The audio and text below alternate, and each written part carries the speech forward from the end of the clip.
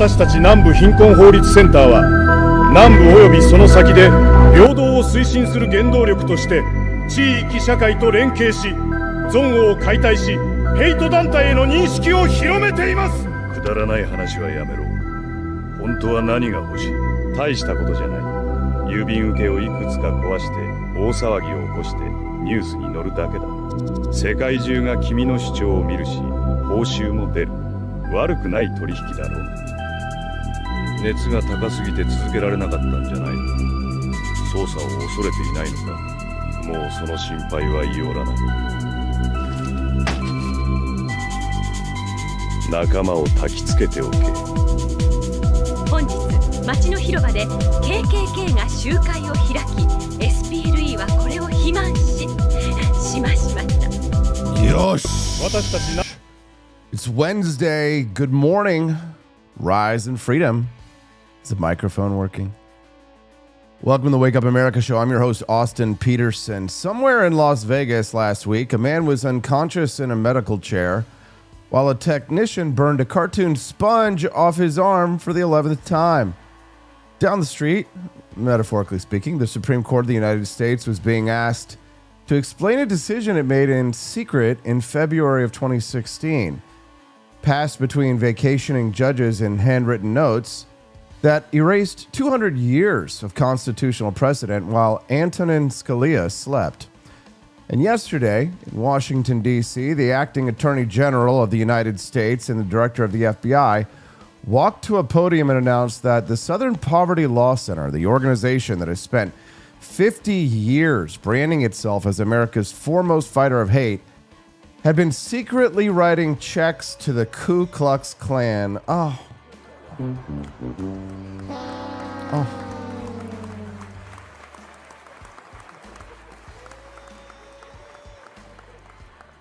The grift hiding in plain sight. The SPLC raised hundreds of millions of dollars from well-meaning donors who believed that they were funding the dismantling of white supremacy. Turns out they were funding white supremacy. Fake white supremacy. It was the fakest of times. It was the gayest of times. For what should it profit a man to lose his fake if he doth also lose his gay? It is easier for a fake man to fit through the eye of a needle than for him to be gay. Why are you gay? Thank you, sir. Why are you gay? Why is the news so gay? The SPLC raised hundreds of millions of dollars from well-meaning donors who believed that they were funding the dismantling of white supremacy. But Murtech knew better, didn't we? I bet you every single one of you in this, I bet you T-Mill22, I'll bet you Byron Norris, I'll bet you Jimmy Joe Patty, I'll bet you Bruiser55. Drew Van Runkle totally knew. You knew that it was a scam the whole time, that the left was funding this shit. We knew it. You knew it. I knew it. Everybody knows it.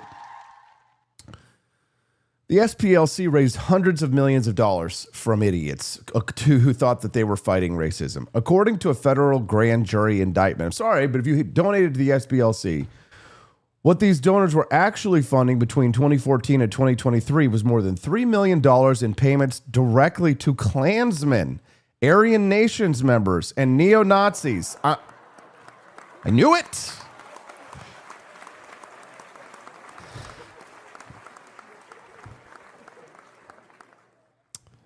Yes, through the eye of the pineapple. It's easier to fit. My micropene fits through the eye of a needle, says Drew Van Runkle. Oh, Drew. That is a medical condition. It's a disability, damn it. If you have an MP, then they should give you one of those signs for your car so you can get the disabled spots. The acting attorney general said it directly. The SPLC was not dismantling extremist groups. It was manufacturing them. It was paying for the product. It was selling outrage about. And for years, the organization that told your local school board which conservative groups were dangerous, the organization whose hate map was treated as gospel by federal law enforcement, by corporate HR departments, by every blue chip media outlet in this country, it was keeping its books in a shell company called Rare Books Warehouse. The Biden Justice Department found out and shut the investigation down. So Trump's Justice Department has found it again and finished the job. Now,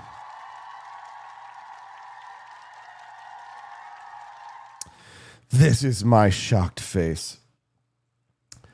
Pete Davidson spent his 20s getting 200 tattoos, in his 30s paying to remove them. The SPLC spent 50 years telling the country it was fighting hate and quietly writing checks to hate mongers to keep the hate alive enough to fundraise off of. Isn't that an interesting business model?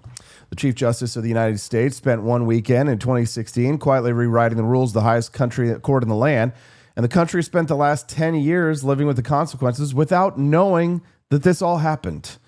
3 different institutions, 3 different decades, the same fundamental act, building an empire and a story that cannot survive contact with the receipts. So today we're going to look at the receipts. Judge Andrew Napolitano is here, big brain time at 8 a.m. Central, to explain how a Chief Justice rewired the Supreme Court with a group text, why Justice Scalia's final vote may have undermined everything that Scalia stood for, and whether you should still trust the Supreme Court with your liberties.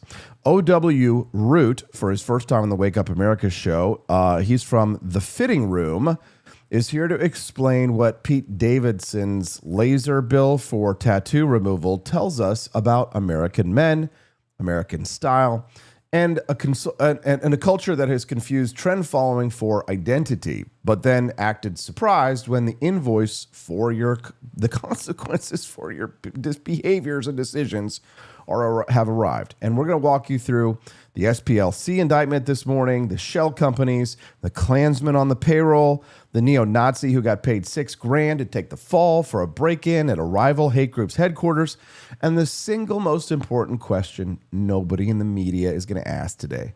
If the SPLC was paying the KKK to stay operational, who else on that hate map was being kept alive on donor money? How many conservative organizations were branded by this group, by an outfit that was cutting checks to actual KKK members? And what does that mean for every defamation lawsuit, every corporate blacklist? Somebody was kicked off of somebody lost a job, FBI referrals that were built on the research that they use. You have to understand the government used the SPLC's research to build cases.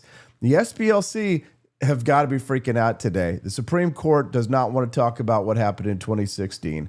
And the content machine that sold a generation on tattoos is now selling them on removal. They definitely don't want you doing the math on everything that you're paying to have yourself tattooed and then to have all of your tattoos removed. This is Wake Up America. I'm Austin Peterson. It's my show, and I'll cry if I want to. You would cry too if this happened to you. Sides of the same coin. Efficiency and justice are 2 sides of the same coin. That is to say, you cannot expect, let's say, for something to be efficient and unjust. It cannot be when, something is it is inexorably going to be efficient. And that's not just a minor point. In other words, what it does is set aside moral relativism. That is to say, there are things that are right and there are things that are wrong, and there is no room for debate. With certain specific cultures, we are not going to be able to coexist, because if we respect the right to life, we simply cannot coexist with those who want to kill us. Efficiency and justice are 2 sides of Javier Milei, president of Argentina, speaking very clearly that there are just certain cultures that we are not going to be able to coexist. Somebody please let some people in America know that. I wish more people listened to Javier Milei. Somewhere in Las Vegas last Tuesday, Pete Davidson was lying in a medical chair, unconscious, under general anesthesia, while a technician burned a cartoon sponge off his arm for the 11th time. It's not a punishment, it's a plan. And the plan is going to cost him somewhere around, I think they're saying, $7,000 by the time that this is all finished. Because Pete Davidson has 200 tattoos. He's 30% done with removal at this point. And he told Variety with this pretty much an understatement. He says, it's a pretty uncomfortable amount of money to disclose. Uncomfortable. $200,000 is a house in Missouri. $200,000 is your kid's college tuition twice over. $200,000 is what happens when you spend your 20s taking style advice from people who thought frosted tips were going to last. Okay, 200 grand.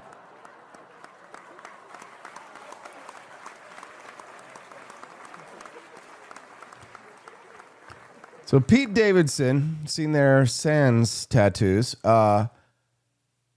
he's undergoing anesthesia every few weeks so he can survive having Spongebob burned off his back layer by layer. So I want you to picture the guy who never got the tattoo. He woke up last Tuesday, poured himself a coffee, walked outside, felt the sun on his skin, and it cost him nothing. No grafts.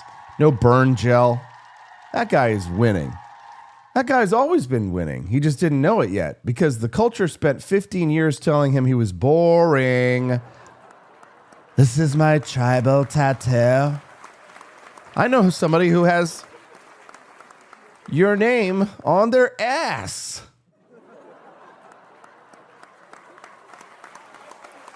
I was talking to my physical therapist yesterday about his tattoos.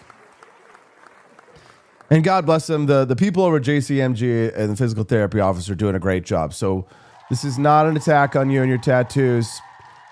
Well, it might be a little bit of an attack on tattoos, but I'm allowed to, it's a free country, right?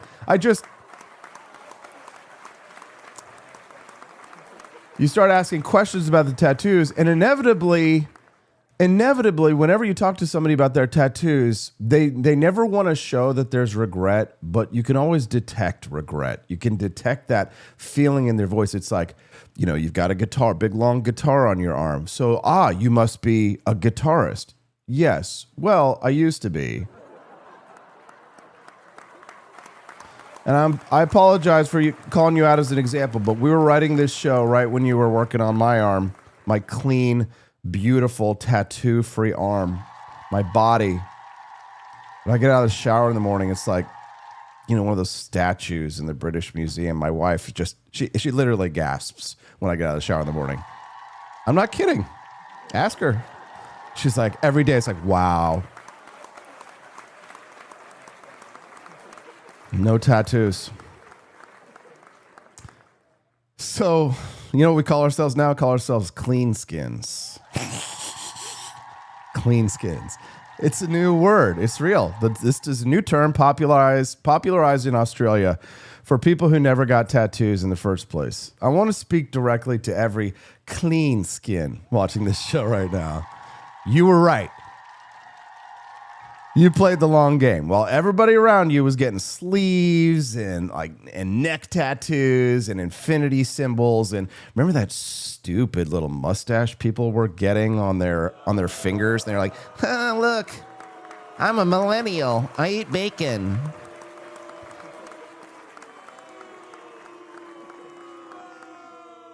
Yes. Yeah. Maybe you got pressured. You were drunk with your buddies. Poor Mike. He's got this tribal tattoo, my buddy here, and he's got these giant arms. He's this good, handsome blonde, military guy, and he's 6'8", damn near perfect. Another Greek god of a man, of an American, my buddy, and he's got the ugliest piece of crap tribal tattoo. It looks like the Batman logo for if a kid drew it from the 80s. Batman.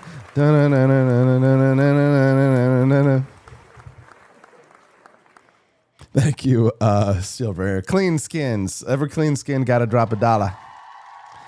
For all the $200,000 that you're not spending in tattoo removal, clean skins, you could drop a few bucks in the tip jar. Thank you, Joel.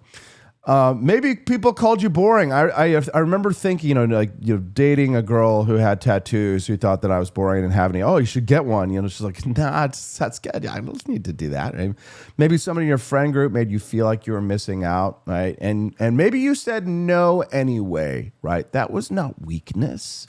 That was your impulse control. Congratulations. You resisted peer pressure.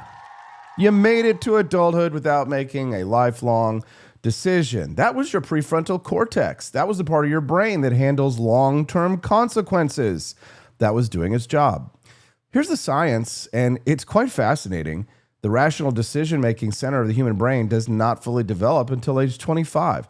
75% of people who regret their tattoos got them before they were 21. They were making permanent decisions with a brain that was literally still under construction. And the culture cheered them on the entire way.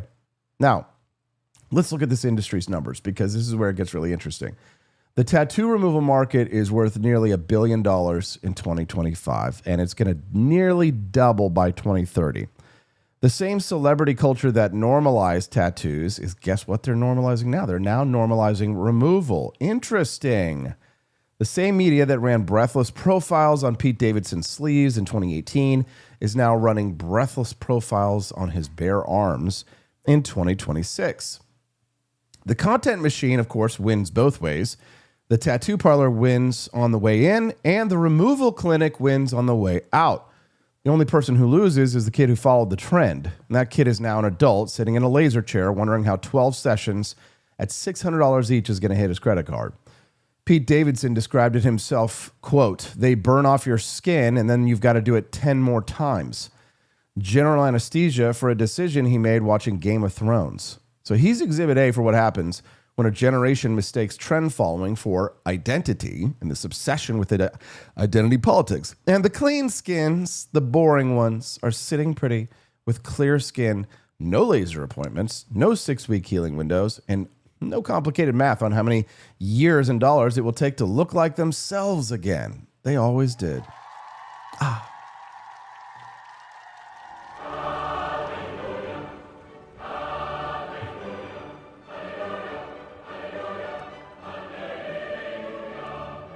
Look at this.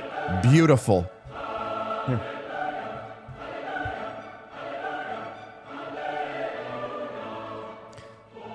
All right, ladies, shut up. So here's the real lesson in all of this, guys. And I want to be, I want to go a little deeper on this. Pete Davidson didn't get 200 tattoos because he thought carefully about each one. He got them because the culture told him that this was self-expression, and he was young, troubled, and surrounded by people who validated every impulse he had because he was a celebrity. So that's not a tattoo story. That's a story about what happens when a culture loses its ability to tell young people to slow down and think about things before you make a decision. We used to have institutions that did exactly that. Families, churches, communities. They were not always right, but they existed as a counterweight to impulse. They existed to hand down hard-earned wisdom, even when the young person on the receiving end didn't want to hear it. Somewhere along the way, we decided that kind of guidance was oppressive and straining against our identities. The most loving thing an adult should do for a young person is just affirm every single decision they make. Don't tell them no. That's not love. That's negligence. Because love sometimes sounds like, "Are you sure about that?" And sometimes, guys, love sounds exactly like boring. And now look where we are. 21 million Americans who have tattoo regret, reportedly. $1 billion industry built on fixing permanent decisions made in temporary states of mind. And Pete Davidson, 32 years old, a new father, that certainly makes you think differently about how you look. A man who named his daughter Scotty after his father who died on September 11th. Sitting in a laser chair, paying for his 20s, one excruciating session at a time. But here's what I actually respect about Pete Davidson, though. He's not blaming anyone else. He looked in the mirror, he got sober, and he said, "That's on me." And that is a conservative value, even if Pete Davidson would never call it that. The culture that created the conditions for those 200 tattoos, that culture is not taking any responsibility. They're just moving on to the next trend. So the real story here is not Pete Davidson's arms. The real story is the 21 million people who follow the same signal and don't have his bank account to fix it. The kid working in an office, covering up a sleeve with long sleeves in July, doing the math on what removal is going to cost him. The clean skins, we knew, not because we were prophets or just smarter than anyone else. It's not that, but it's because that we asked the one question the culture told us not to ask. is this actually me, or is this just what everyone else is doing? Now, that question is now worth $200,000. Stay winning, clean skins. Congratulations. Welcome to the Wake Up America show. I'm your host, Austin Peterson. We're going to speak to a guest later today on the Wake Up America show about that topic. We're looking forward to having O.W. Root from the Fitting Room to talk about the culture of tattoos and Pete Davidson's decision and what more and more people are saying about the regrets that they have about getting their tattoos. Laser tattoo removal. What is that process actually like? I was explaining it to Brad and Colton here in the office yesterday about how you don't actually remove the ink. All you do is you destroy it with lasers so that it breaks it up into smaller pieces. So if you do tattoo removal, then what happens is that ink gets busted up, and then it makes since it's smaller and it can travel more easily through your body when it's smaller, the removed ink travels to your lymph nodes. And some people have had cancer diagnoses because the doctors thought that the tattoo the doctors thought that the tattoo ink, which made its way into the lymph nodes after the removal, was cancer. Turned out to be incorrect. So something to discuss, and we'll talk to our guest about that later this morning at 8:30 a.m. Central Time. If you're just tuning in to the Wake Up America show, don't forget to click that like button as we all rise and freedom. Let's have a little morning stretch. What do you say, guys? A little morning stretch? Stretch them long tattooed arms. Stephanie has been just working her butt off to help to grow our merchandise collection at forlibertyshop.com. And I know it's not about how hard you work. It's about the quality of the products that you offer and the price at which you offer them. But it is also really cool to have the For Liberty Shop because we can produce things that nobody else will. I don't co-parent with the government t-shirts for all the moms and dads out there. Check out our 250th anniversary collection, brand new products in the shop. The 250th anniversary collection, exclusive products that we design, like our American flag full zip hoodie. People love the Betsy Ross flag design. As a matter of fact, my favorite new item that I've been wearing lately is the embroidered polo, and it's become a huge hit amongst our friends. The 250th anniversary embroidered American flag polo shirt at forlibertyshop.com is a hit product for us because the quality of the embroidery is beautiful and the shirt is so soft. And if you're grilling outside, guys, make sure that you wear your embroidered patriotic polo from forlibertyshop.com. When you make purchases at forlibertyshop.com, nice to see you guys from Murtech Stream. Welcome, and thank you for joining us today. We love to get rated by our friends, especially Murtech, which has been sharing our videos as well out there in the ether. So we're grateful to have you here, and we hope you enjoy the show today. I was just right in the middle of an advertisement. I hope you don't mind. The Wake Up America show is funded by the support of viewers and listeners just like you. Whenever you make a donation through a Rumble ramp, you actually are working towards a bonus content. We have unlockables. And because we love America and we're celebrating the 250th anniversary of the United States, we've been producing Lego-styled mini documentaries about heroes of the American Revolution. So whenever we raise $100 on this show through either purchases at our shop or in Rumble Rants or gift subs, once we raise $100, instead of watching commercials when we go to get a guest, you get to watch our fun little mini documentaries, and people love to see them. So if you make a contribution, we hope you'll stick around and enjoy the bonus content that you help to unlock. And I'm Austin Peterson. This is the Wake Up America show. Click the like button. And again, if today is the first time that you have ever watched us, click the follow button as well.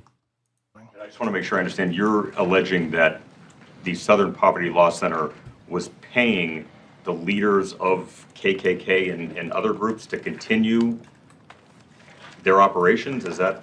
I'm not alleging it. The grand jury returned an indictment that says that. And so what the investigation found, according to the indictment that was returned today, is that they were paying. So the Southern Poverty Law Center is raising money, asking folks to give them money to dismantle racism. And over a very long period of time, they were using some of the money they raised from donors to pay to, they called them field, basically to informants, for information, for access, to just pay them for certain, to do certain things. And so, yes, that's exactly what the indictment charges.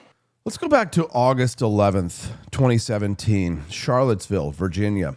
The sun has gone down and hundreds of men are moving across the lawn of the University of Virginia carrying tiki torches.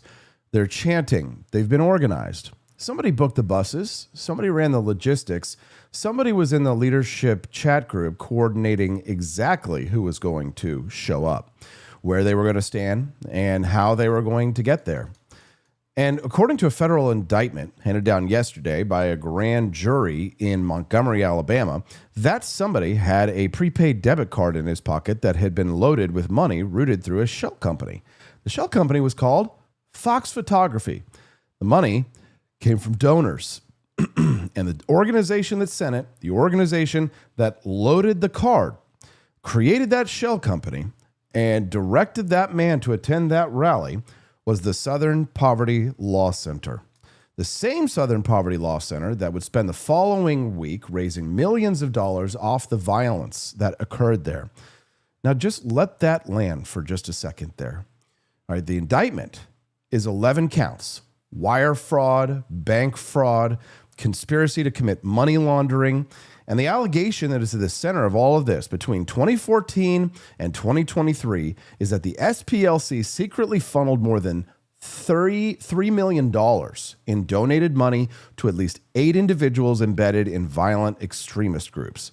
The Ku Klux Klan, the United Klans of America, whose Imperial Wizard was on the SPLC's payroll, the National Alliance, a neo-Nazi organization whose affiliate collected more than $1 million over 9 years, the Aryan Nations, the National Socialist Movement. Now, to hide the payments, the SPLC opened bank accounts under fictitious names: Fox Photography, Rare Books Warehouse, Center Investigative Agency, and ran the money through prepaid cards so it couldn't be traced back to them. Acting Attorney General Todd Blanche stood at a podium in Washington and said it directly. The SPLC was not dismantling these groups. It was manufacturing the extremism that it purports to oppose. Manufacturing.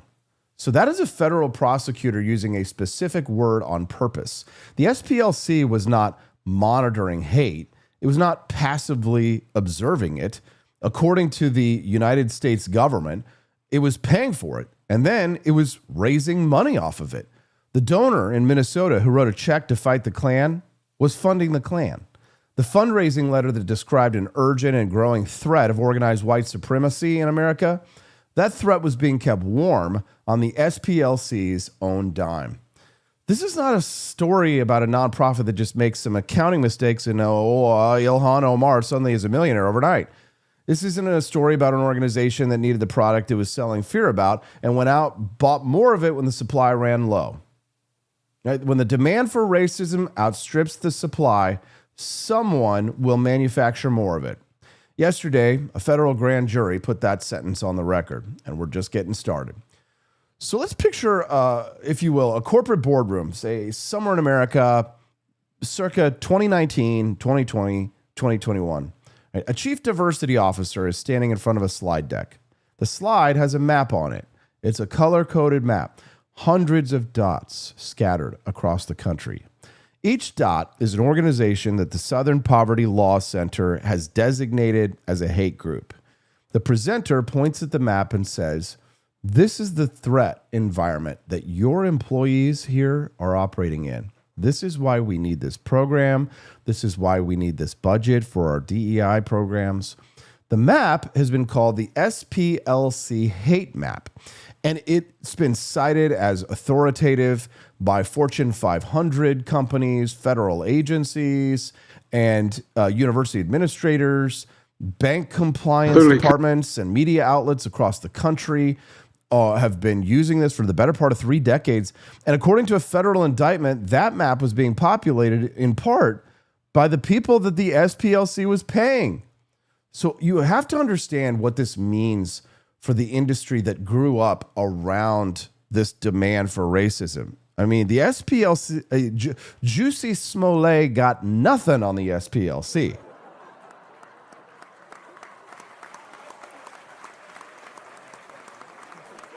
Literally coming out of the fields carrying torches. Coming out of the fields with torches lighted. Walking out of the fields in Charlottesville carrying torches. Damn those tiki torches. Damn those tiki torches. Exactly, Laura Ingram. Thank you. Damn those tiki torches.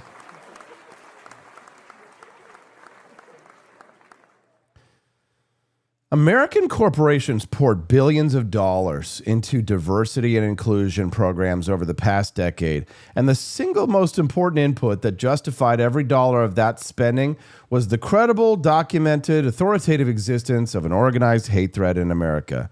The SPLC supplied that documentation that underpinned all of those programs. Their hate map was the evidence that the threat was real, that it was growing, that it was urgent, and that without intervention, it would show up in your workforce and your supply chain and your brand reputation. You can find videos of these corporations, the heads of these corporations, saying if you don't do something, if you don't lean on these people, then they will.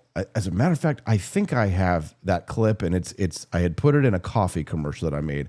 This is going to be kind of awkward, but I'm going to try and transfer you to is this the one that's connected? Yeah, I think this is it. Listen. Tired of spending your hard-earned money on woke corporations that don't share your profile?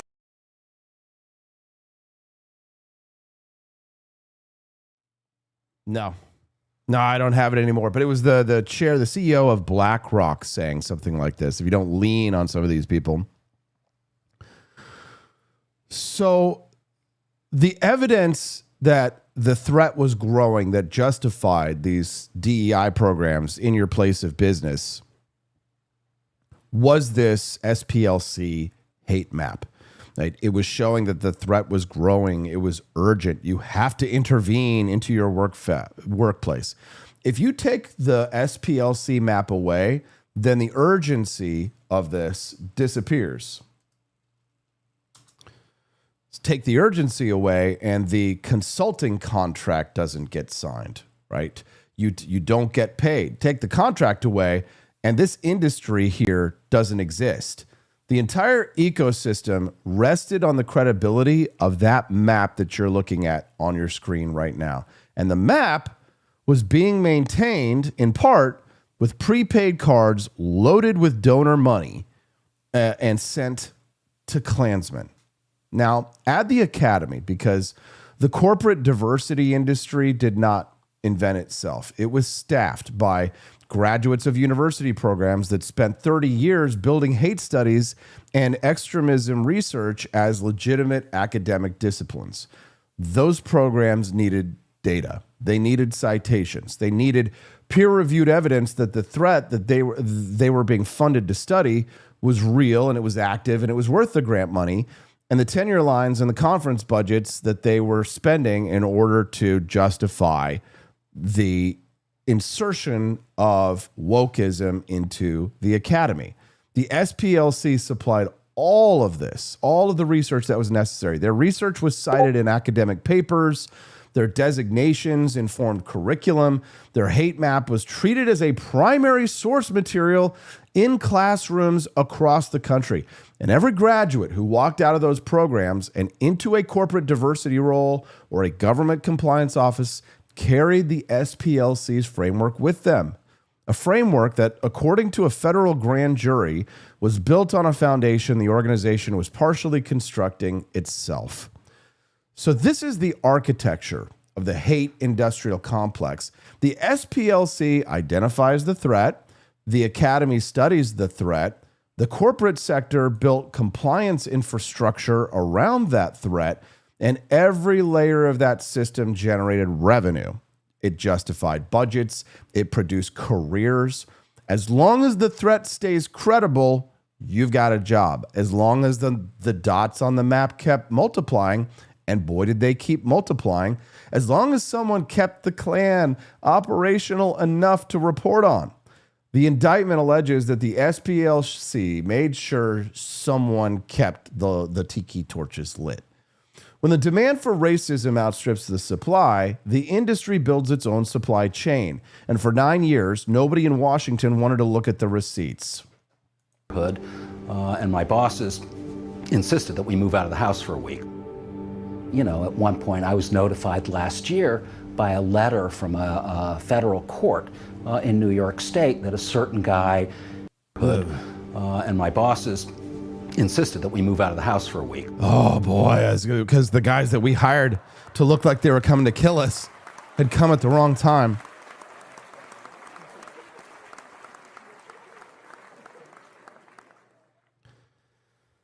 Let's go back to August 15th, 2012, Washington, D.C. A man named Floyd Lee Corkins rides the metro into the city. He's carrying a 9mm pistol, about 100 rounds of ammunition, and a bag containing 15 Chick-fil-A sandwiches.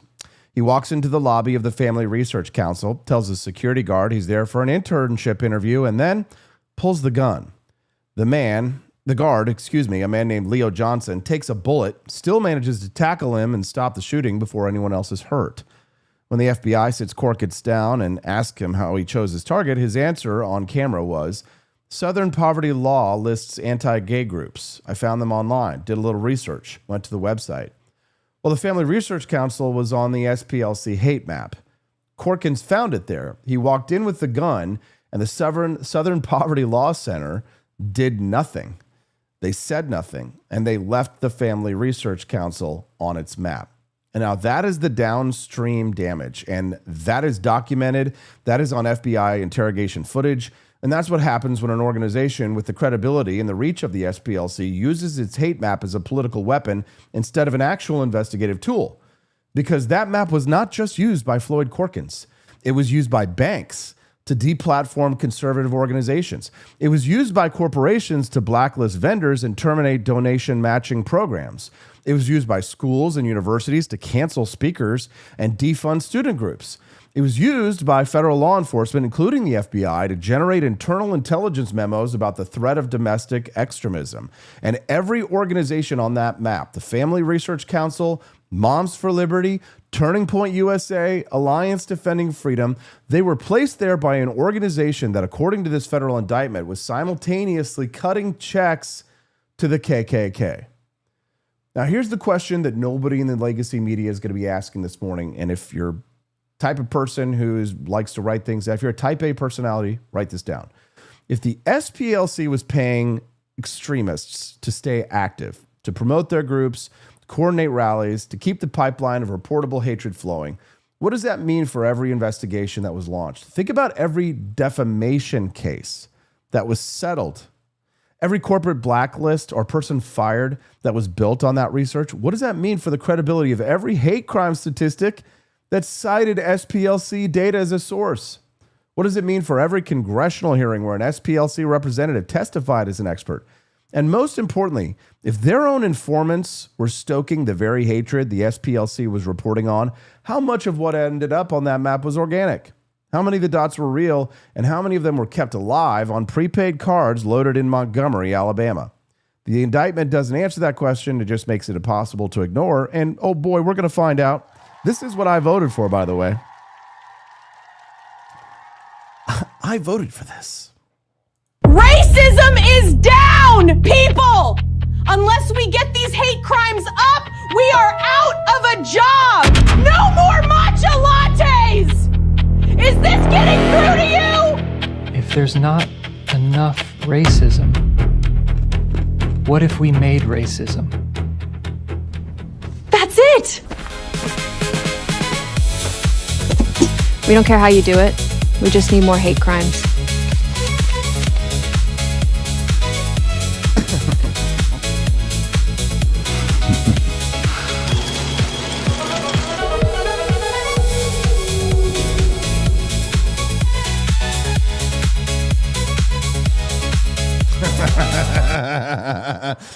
That's why you're paying $900 for computer memory. Perfect video for this. All right, let's get serious for just a second. May 25th, 2025, Charlie Kirk posted a tweet, and I want you to read exactly what he wrote, because a year later, a federal grand jury is going to prove him right on every single point he made. He wrote that the SPLC was, quote, fleecing scared grandmas for decades.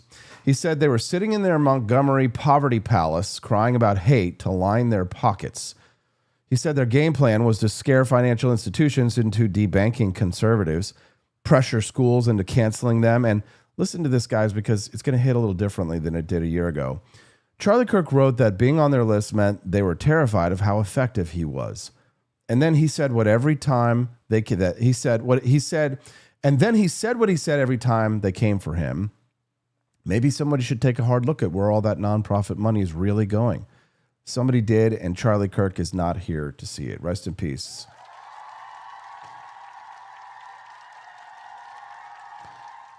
The SPLC put Turning Point USA on their hate map, listed right next to the KKK and the neo-Nazis. And then, the day before Charlie Kirk was killed, the Southern Poverty Law Center published a hate watch article smearing him, tagged under the category, Dismantling White Supremacy. The article was still live on their website after he died. The same organization that was cutting checks to the Imperial Wizard of the United Clans of America tagged Charlie Kirk under Dismantling White Supremacy the day before his murder. Now, I'm going to let you sit with that, and I don't know that I really need to editorialize beyond this, because if you build a machine that puts targets on people, you don't get to wash your hands of it when someone uses your map. But let me give you the broader picture in this story, because this is bigger than the SPLC. It's bigger than one indictment. This is a cultural rot problem. What happened here is what happens to every institution that loses its actual purpose but keeps its funding.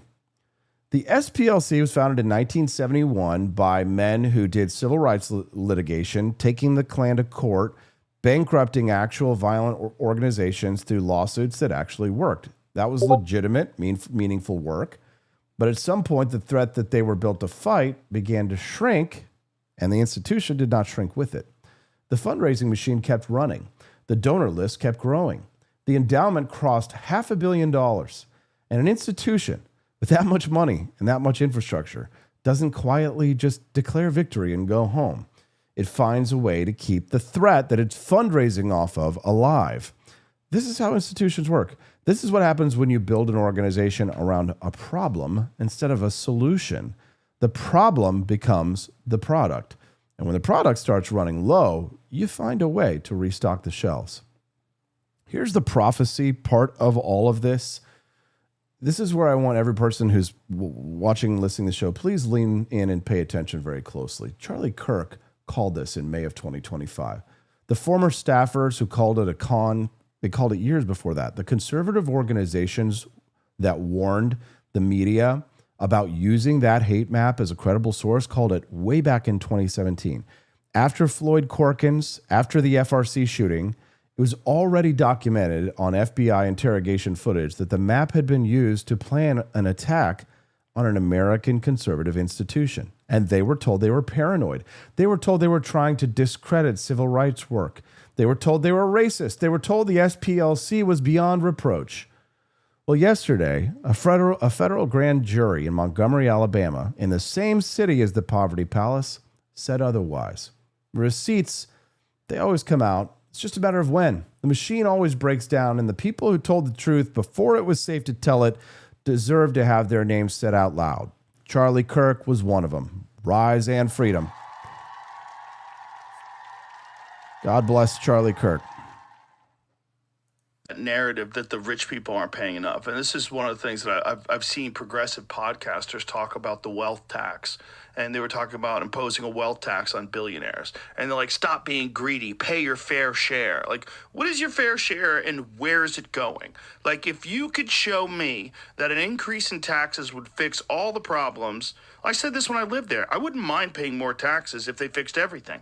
But it doesn't seem like it fixes anything. Not one thing gets fixed. And they keep asking for more money, which is crazy. The solution is cut it all off. One of the things that Texas has, no state taxes. There's no state taxes. You don't pay state taxes in Texas. In California, you pay 14%.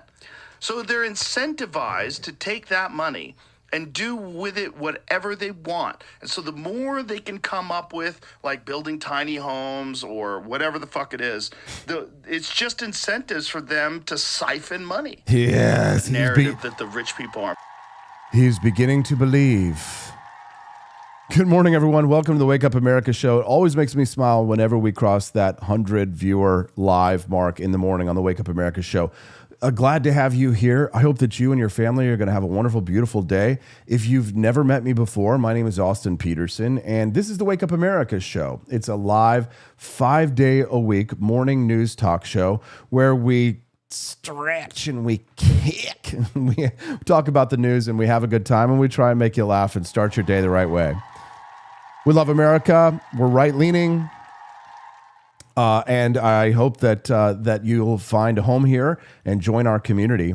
If it is your first time watching the Wake Up America show, click that follow button. Go ahead, just click that little follow button there underneath the video. When you do, you'll get a notification on your Rumble app whenever we're live, which again, Monday through Friday, 7 to 9 a.m. Central Time on the Wake Up America show. Our company, which is the For Liberty Network, where we stream this show, and we actually have 4 other shows. We're celebrating America's 250th anniversary this year with tons of in-person events and with a 250th anniversary collection at our merchandise store. Next week, we're going to be in Boston, and we're going to have a 250th anniversary celebration in the cradle of the American Revolution. If you're a big fan of the United States of America, bless up, drop some American flags down in the comment section. One American flag equals one God bless America. How's that? You might, if you're watching us for the first time, be a little jarred by the use of that soundboard, but just laugh it off, guys. It's just the live audience here in my shoe closet, laughing at everything that I say. Judge Andrew Napolitano will be joining us live in less than 10 minutes on the Wake Up America show. He's going to be talking to us about a secret group text that may have undermined 100 years of court precedent at 8:30 a.m. on the Wake Up America show, at 8:30 a.m. Central Time, that is. If you're with us in Central Time, then it's 8:30. Then we're going to speak to O.W. Root about Pete Davidson paying $200,000 to have his tattoos removed, which you might just think is another celebrity gossip story, but no, it is not. It is a story about tastes, how tastes evolve. It's a story about self-control, and we're going to talk a little bit about medically what the process of tattoo removal is like with a guest at 8:30 a.m. Central Time on the Wake Up America show. Looks like we're blessing America this morning. 3, wow, Red Pill Prof. 3 God Bless Americas. If you love America as much as we do and you want to support it proudly, but there's nothing that says I'm right-wing like wearing an American flag on your hat. When I see somebody with an American flag, I just give them the nod these days. If I'm at the Ace Hardware, or I'm at the Buck Heights, or I'm at the dollar store buying my daughter pinwheels for the garden. She just loves pinwheels. We got the American flag pinwheels. But the best store, we look at all of their American patriotic merchandise and we think we're going to get ideas from the other stores in town. Honestly, they don't have as good of stuff as we have. We get ideas from them and we see what not to do, because you can't find this beautiful 250th anniversary embroidered American flag polo at any of the other stores in town that carry the patriotic merch. We checked. This 250th anniversary embroidered American flag polo is a beautiful thing to wear to church or to any of your outdoor events, because it's nice and cool. And somebody who bought one and was spotted by news camera crew from the BBC. And yeah, he said, look at this. James Connolly gave us 5-star review on that. Says, my first day out with this shirt prompted a British filmmaker to interview me for a documentary about America's 250th anniversary. Holy crap. There's Byron. Look at that handsome son of a bitch. There you go. Byron Norris wearing his, looks like brand new. Just beautiful embroidery. Guys, you're going to love it. But if you love that, you'll love our entire 250th anniversary collection. The double-sided American flag, also a big winner. We had one of our friends get the double-sided American flag, and they wrote a review and posted a picture. Let's see if I can find it. It should be on the front page, down on the bottom. This is forlibertyshop.com, by the way, guys. That's going to be me here grilling this summer with my colonial soldier grilling flag. Oh, there it is. Check it out.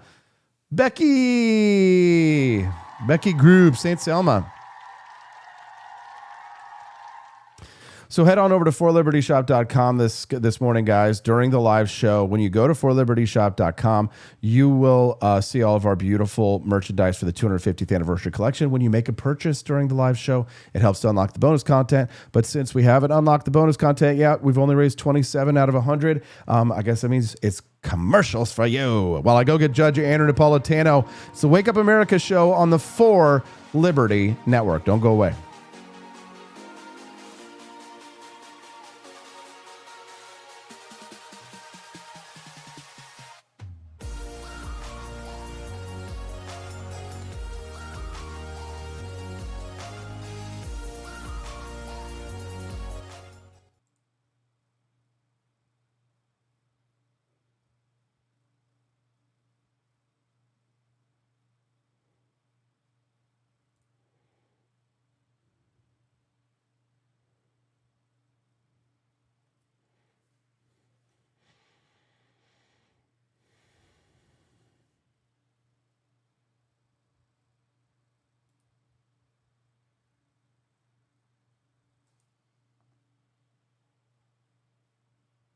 In a city where businesses never sleep, the technology still crashes. When technology turns criminal, they send up the signal. He's not a myth, and he's definitely not your nephew who knows computers. He installs, he protects, he backs it up, he keeps your business online and out of trouble. Managed IT, security, cloud, support that actually answers the phone. Layer 8 tech. When your network breaks, he wakes. Call Drew before your tech needs a rescue signal. George Washington spent 8 years making sure nobody knew where he was. Troop movements, secret dispatches. The man was a ghost. So when a barista leaned out a window and asked for his exact location in exchange for points they called stars, he looked at his flag and said, "I've already got my stars. 13 of them. Keep your dignity and your location intact. Grab a box of Washington's Revolutionary Roast at forlibertyshop.com.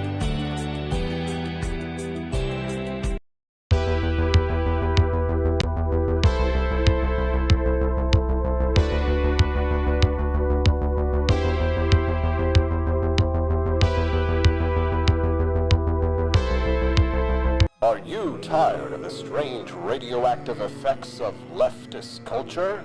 Do you ever wonder what happened to good old-fashioned American values? Well, fear no more, because there's a new force fighting back against the cultural rot of today. Introducing Culturama, a right-of-center talk show that's taking back the future today. Hosted by none other than blonde bombshell herself, Daniela Pensack. She's not just talking, she's taking culture back.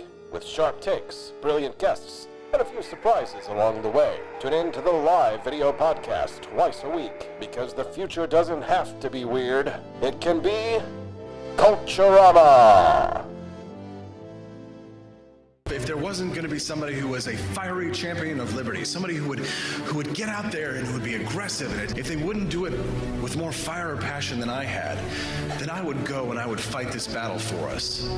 I've fought for the principles that we all share. Parties tend to be secondary to me. We're here because we believe in the principles of liberty. I am not a perfect messenger, but I think I'm a damn good one. This is a replica of our first president's flintlock pistol. You have my full support, my respect, and my gun.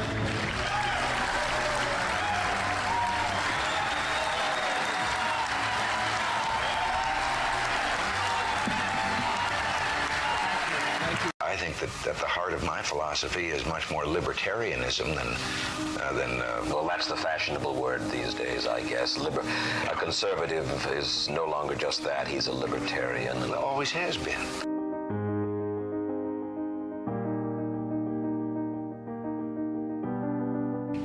Yet any time you and I question the schemes of the do-gooders, we're denounced as being against their humanitarian goals. They say we're always against things, we're never for anything.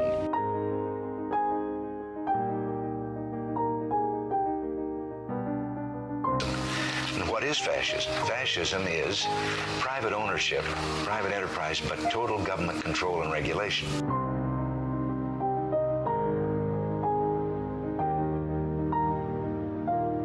Well, the trouble with our liberal friends is not that they're ignorant.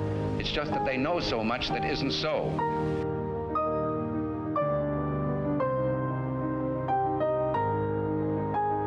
If we lose freedom here, there's no place to escape to. This is the last stand on earth.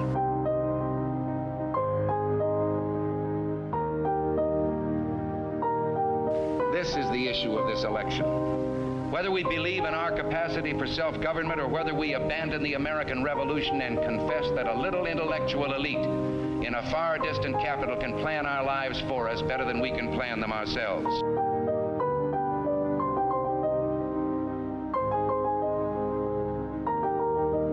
The conservative, so-called, is the one that says less government, get off my back, get out of my pocket, and let me have more control of my own destiny.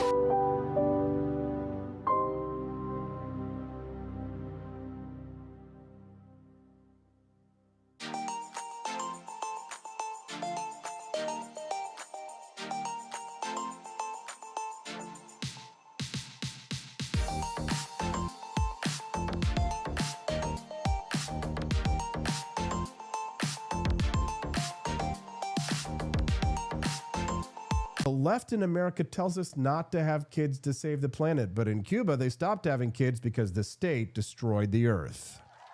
Collectivism doesn't create justice. It creates shortages, corruption, and power for the few. I've not just seen it, I've lived it. My family escaped it. Now, the same failed ideas are being sold to a new generation. I'm here to expose the lie and defend liberty. From Cuba to Argentina to the United States, the freedom movement. Welcome back to the Wake Up America show. I'm Austin Peterson. Glad and thankful to have you here. Every week, every Wednesday, I get to share a special moment with you. I get to spend 20 minutes with one of the men who has had maybe the greatest impact in my life, other than my father. My next guest, he spent nearly 2 decades as a Superior Court judge in New Jersey before becoming one of the most recognizable constitutional voices in the country. He's been a senior judicial analyst, a syndicated columnist, and the author of several books, one of which even has my name in it. He talks about constitutional law and government tyranny.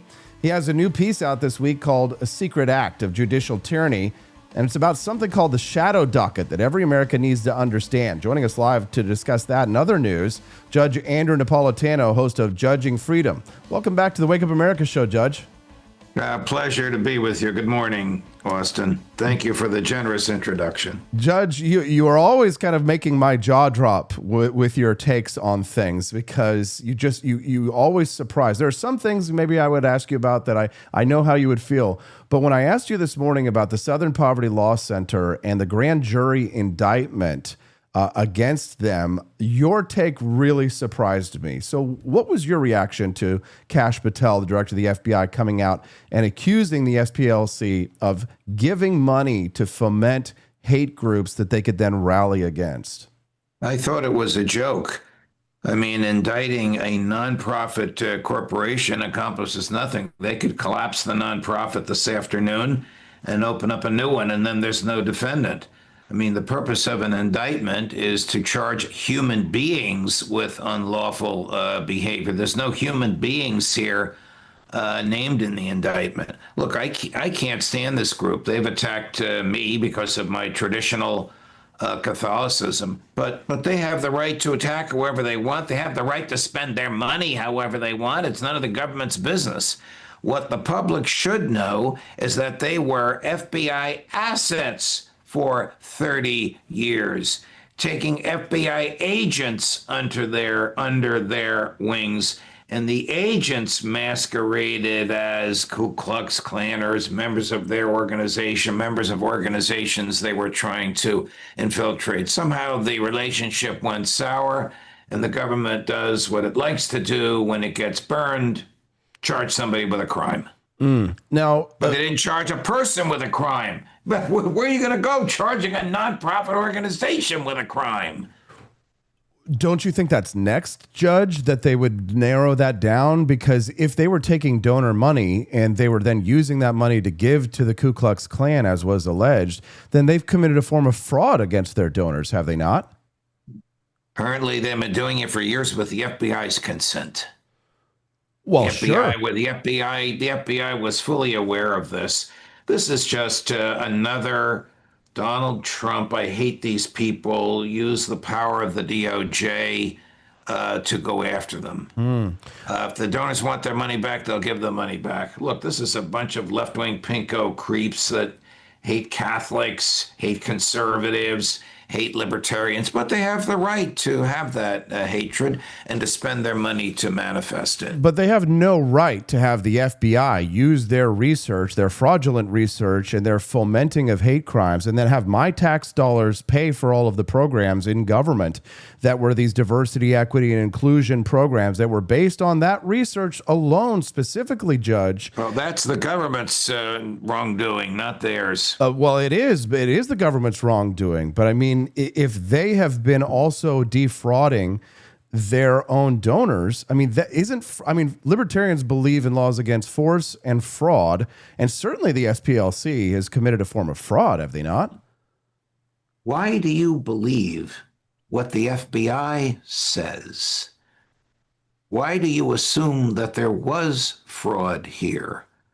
A prosecutor can get a grand jury to indict a ham sandwich if he wants, unless you're Jeanine Pirro, and then you can't get the grand jury to indict members of Congress. Who do you think who should be indicted? If you were going to indict one person today in Congress, Judge, let's play a little game. Who should be indicted? Well, nobody, because the speech and debate clause protects what they say. Do you agree with that? Yes, of course I agree with that. The speech and debate clause, presidents would have arrested members of Congress as British kings arrested members of Parliament. That's why we have the speech and debate clause. Should the average citizens have that wide a latitude of leave free speech themselves? Yes, theoretically they do. Yes, yes. These people at the Southern Poverty Law Center, I think that's their actual name, have the right to say whatever they want about Austin Peterson, Donald Trump, Judge Napolitano, Jesus Christ, Vladimir Putin, whatever they want. It's none of the government's business. I wouldn't automatically trust what the government says, but I think I would trust some of the people from Trump's team perhaps more than I would trust the SPLC or the Democratic left, Nancy Pelosi, Chuck Schumer, and all of those types. I guess when it comes, I understand your position, but look, the government has a lot more important things to do than vindicate these petty vendettas. The government's hands and fingerprints are all over this. The last thing the government wants is a trial with a sophisticated defense lawyer whose first witness will be Kash Patel. If they can wake him up. But I mean, libertarians, do you know what a PSYOP is? You missed that part. What do you mean? If they can wake him up. Oh, I'm talking about the Atlantic Monthly piece about the director of the FBI. I saw that. I don't believe do you believe the leftist media right away? Because I don't believe the leftist media for sure. Well, we're going to see a trial over it, unless the court throws the defamation case out because they can't show knowledge of falsity or reckless disregard for the truth. I don't know the gentleman. I never heard these stories about drinking. I hope they're not true. But I know the way media lawyers scrutinize reporters and their sources, because I once did this for a living. If the lawyers, they're outside lawyers right here in New York City, a very bright group of people. It's a small boutique group of lawyers that do this. If they did their job, then that case is bulletproof and the defamation lawsuit will collapse. If they did not do their job, it'll be one hell of a jury trial. Judge, one more question before I move on to your piece. There's this concept that we libertarians debate. It's between what we call a thin libertarianism or a thick libertarianism. And the idea is, maybe you know it, but our audience wouldn't, is that, a thin view of libertarianism is that libertarianism really is just about property rights and a political view of government and what it should be. Whereas thick libertarians believe that libertarianism is also largely about a culture of free speech that sort of dwells outside of the realm of government, meaning permissiveness, expansiveness of tolerance of other cultures and social views. Are you more of the mind that our libertarian philosophy is more suited as a very thin, very limited view towards what the government ought to be doing, or do you believe that that libertarianism is about a greater concept than just what the government ought to be doing or not doing? Is it a culture war as much as it is a war against government's restrictions on our liberty, Judge? I'm unfamiliar with the terms thin and thick in this context, but I would side far more with the thick people that it is an attitude about life as well as an attitude about the government. But my libertarianism, unlike that of a lot of our friends, stems from the natural law. It does not stem from property. You don't have to own and stand on your property in order to have your rights. You only have to be a human being to have these rights. So these rights are the rights that we had in nature that are basically characterized in the first 8 amendments to the Bill of Rights, though not thoroughly, not precisely, and not completely, but basically there. These are areas of human behavior, the court calls them substantive due process, unreachable by the government.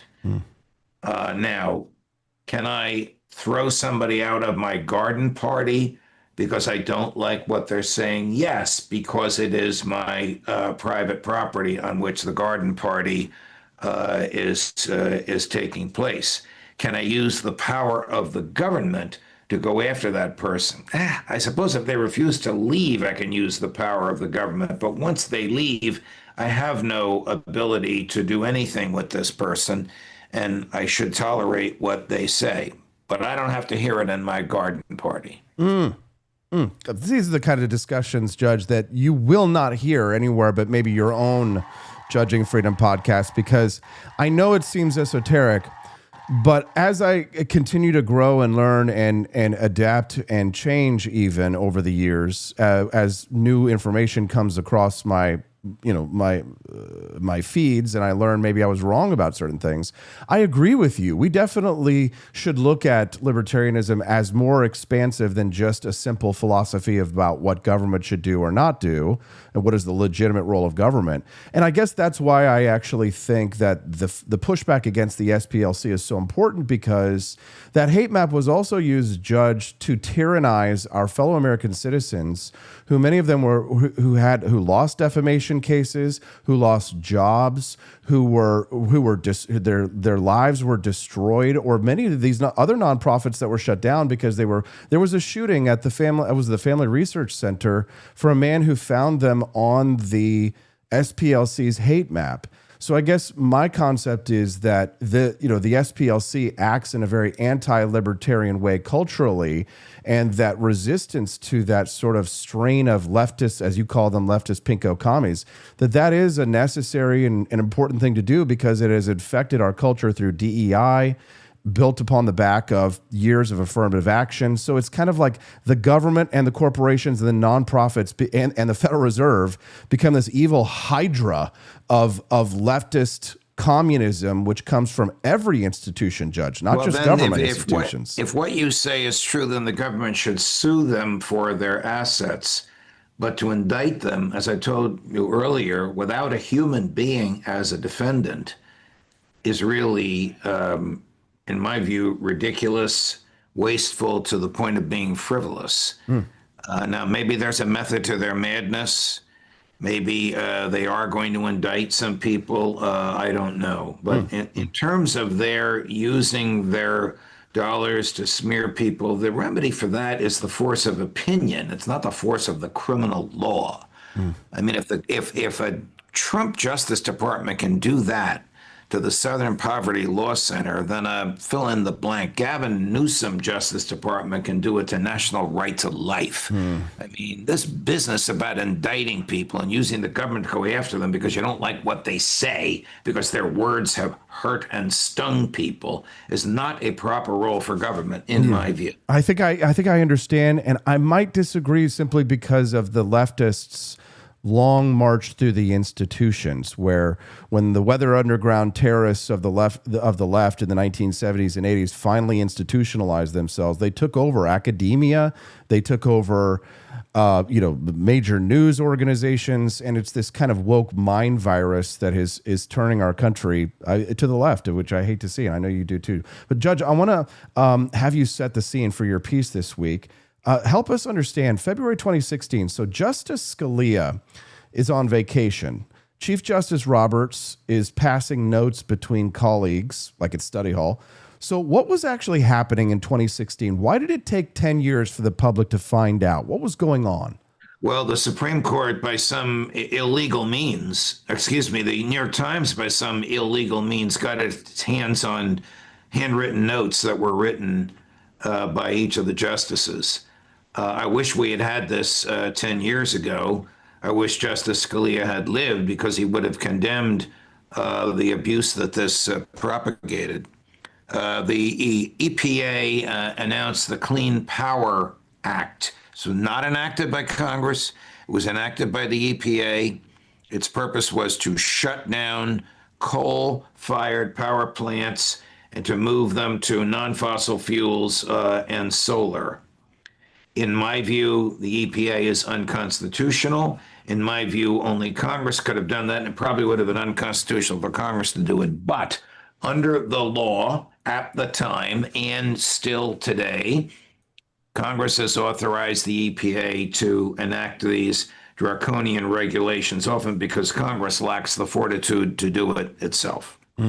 Chief Justice Roberts was appalled at this particular set of rules. They were challenged, quite properly, in the United States Court of Appeals for the District of Columbia. When the EPA or any administrative agency issues rules, you don't challenge them in a district court, a trial court with a jury.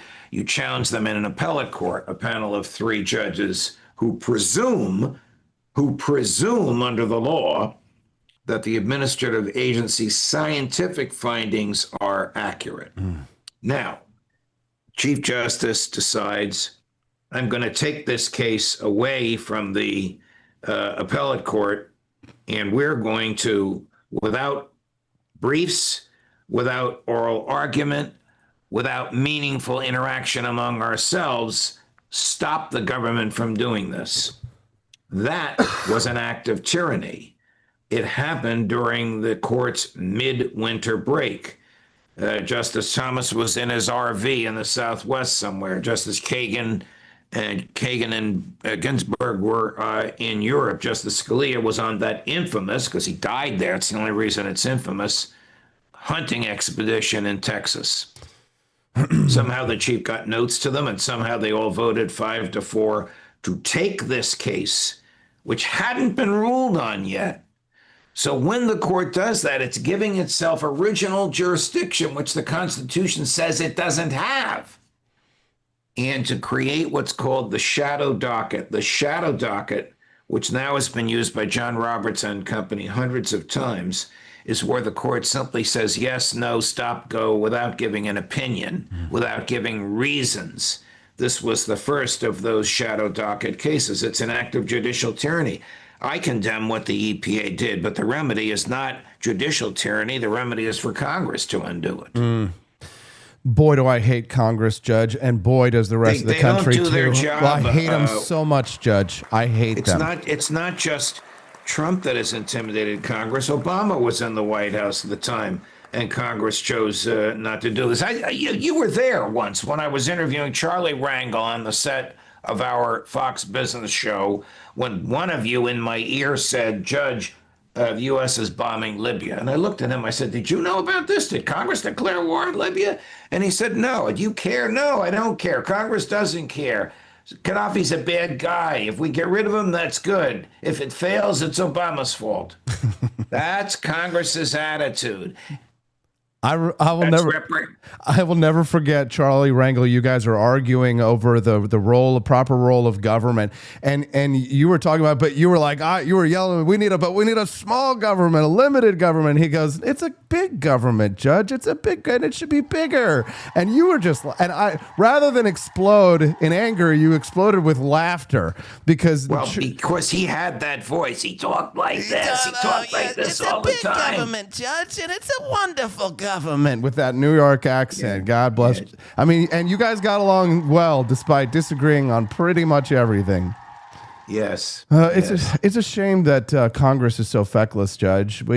I try to look for great heroes in American society, and to some extent they don't exist. They certainly don't in government. But I will say this: if Ron Paul was Cicero, Donald Trump is Caesar Augustus. I mean, the Congress and the Senate being powerless as the days like when the Roman Republic finally transitioned to the empire. Trump's back in many ways is to the wall. And I wonder what you think about that with that historical comparison, with him just doing what he wants. It kind of is a cross the Rubicon moment because when they impeached him twice and tried to throw him in jail, they essentially gave him no choice, did they not? In some sense, it was Pompey demanding that Caesar cross the legions. His Trump's second coming it's very Caesar-esque, is it not? Well, if it's not stopped and becomes precedent. If the war gets out of control and he says we don't need a midterm election, we have a dictator on our hands, and then there'll be violence. That's obviously not a desirable outcome.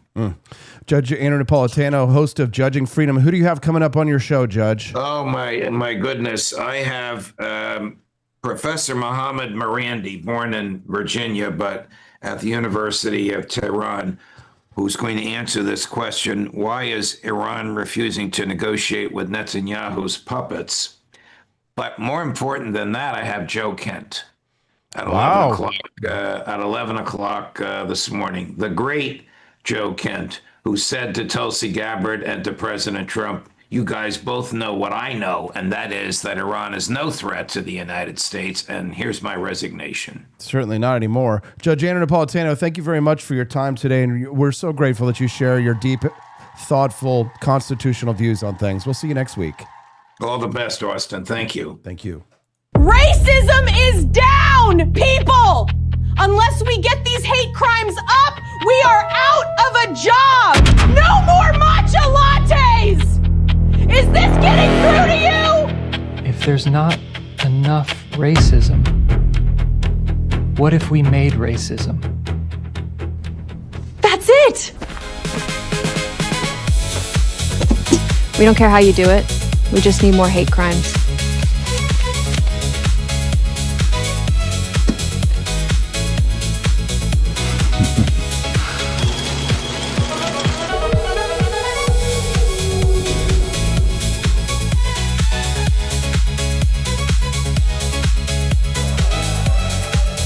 Racism is dead. Isn't that just about how it goes?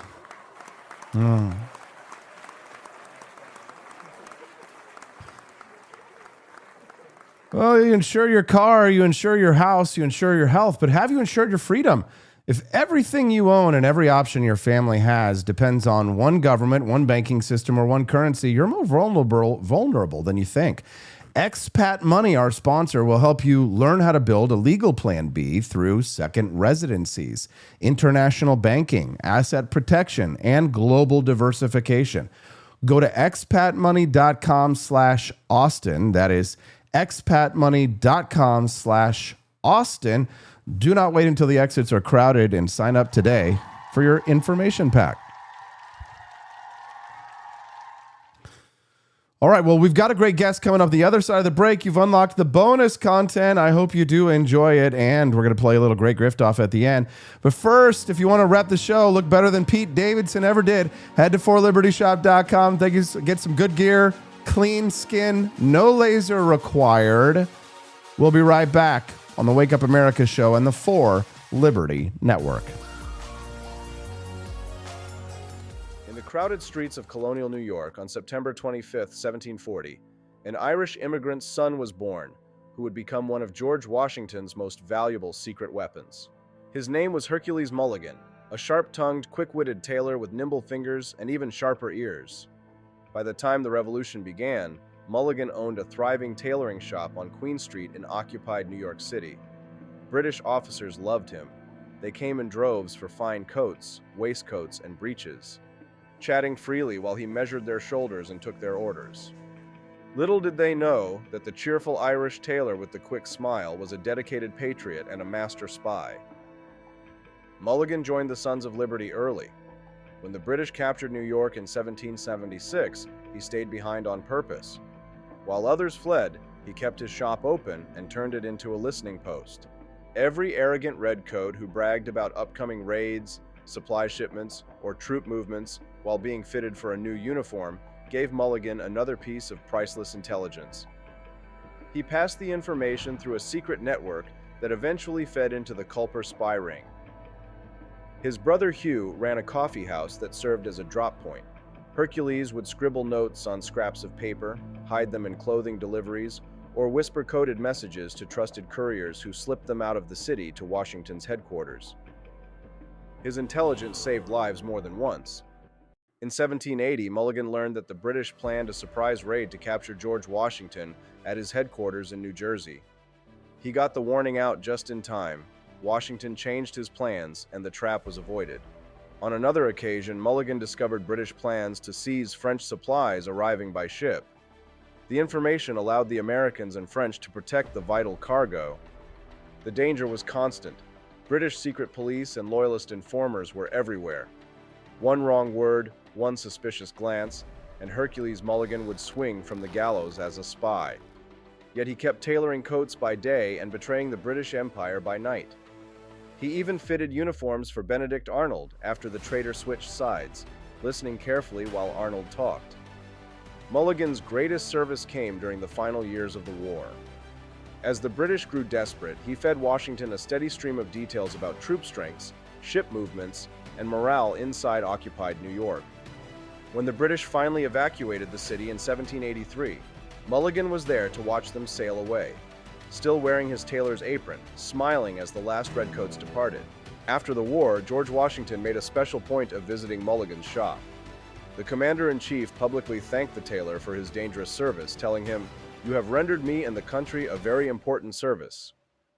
It was one of the highest compliments Washington ever paid a civilian. Hercules Mulligan lived to the ripe old age of 84, dying on March 4, 1825. He never wore a uniform or fired a shot on the battlefield, but his quiet courage behind enemy lines helped protect the Continental Army and hasten the British defeat. He was no swashbuckling officer or roaring battlefield giant. He was a humble Irish tailor with a needle in one hand and the fate of the Revolution in the other. While redcoats bragged in his shop, Hercules Mulligan listened, remembered, and struck back with the most dangerous weapon of all, information. In the heart of British-occupied New York, one man with nothing but courage, cleverness, and a measuring tape helped tip the scales of liberty. Hercules Mulligan didn't just clothe the enemy, he helped undress their plans and helped win a nation in the process.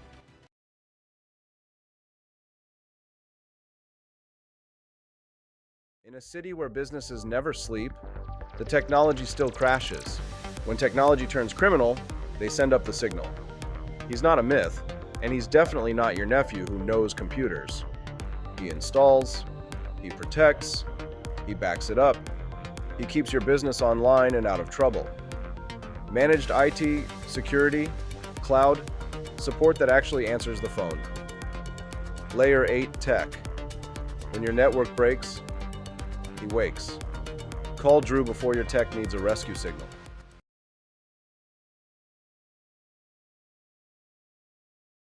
George Washington spent 8 years making sure nobody knew where he was. Troop movements, secret dispatches. The man was a ghost. So when a barista leaned out a window and asked for his exact location in exchange for points they called stars, he looked at his flag and said, "I've already got my stars. 13 of them." Keep your dignity and your location intact. Grab a box of Washington's Revolutionary Roast at forlibertyshop.com.